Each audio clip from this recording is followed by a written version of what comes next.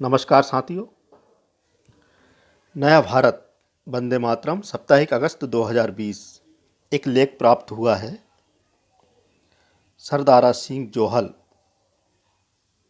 का ये लेख है।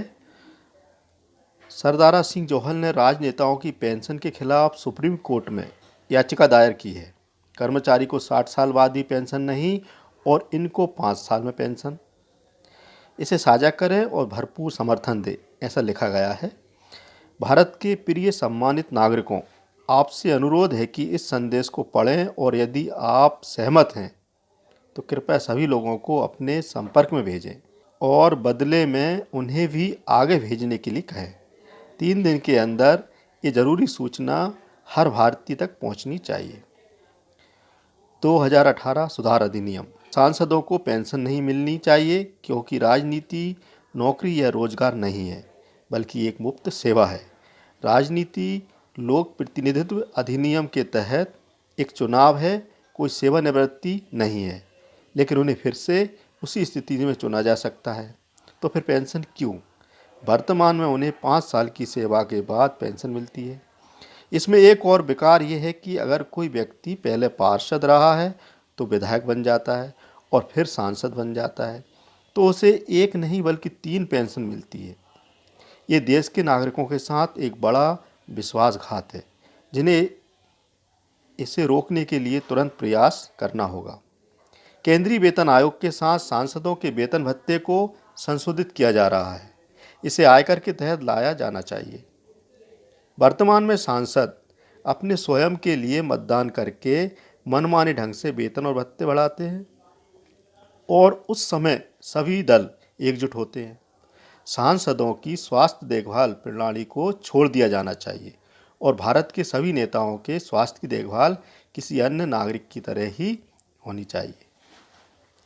वर्तमान में उनका इलाज अक्सर विदेश में किया जाता है।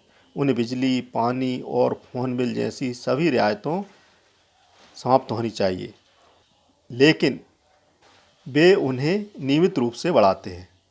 नेताओं के लिए भी आईएएस और पीसीएस परीक्षा या टीईटी जैसी कोई परीक्षा पास होना अनिवार्य होना चाहिए। अपराधियों को चुनाव लड़ने से रोका जाना चाहिए और दंडात्मक रिकॉर्ड वाले संदिग्ध व्यक्तियों, आपराधिक आरोपों और दृढ़ संकल्प अतीत या वर्तमान को संसद से प्रतिबंधित किया जाना चाहिए।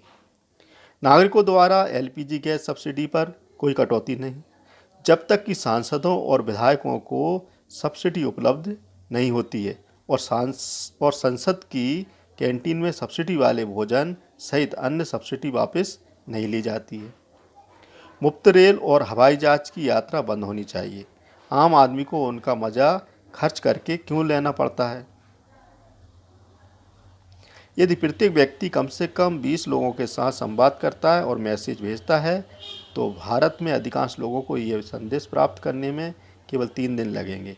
क्या आपको नहीं लगता कि ये मुद्दा उठाने का ये सही समय है? यदि आप उपरोक्त से सहमत हैं तो इसे अग्रेसित करें, यदि नहीं है तो इसे डिलीट कर दें। आप मेरे 20+ में से एक हैं, कृपया इसे जारी रखें। आपका धन्यवाद।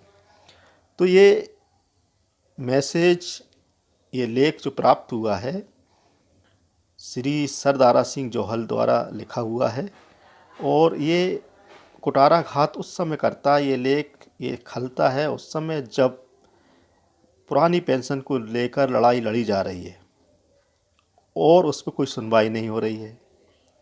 उसको सुनवाई में बहुत समय बीता जा रहा है। तो ऐसे में ये बिल्कुल ये लगता है कि ऐसा क्यों? ये लेख उस समय ऐसा खलता है कि ऐसा क्यों है पुरानी पेंशन को लेकर। पेंशन बंद करनी है तो सबकी पेंशन बंद होना चाहिए। डिफेंस या मिलिट्री पर्सन्स जो हैं, आर्मी, इनकी पेंशन को छोड़कर बाकी किसी को पेंशन नहीं मिलना चाहिए, क्योंकि वो जोखिम का काम करते हैं और उनकी लाइफ का कोई भरोसा नहीं है, पता नहीं है कब क्या घटना घट जाए।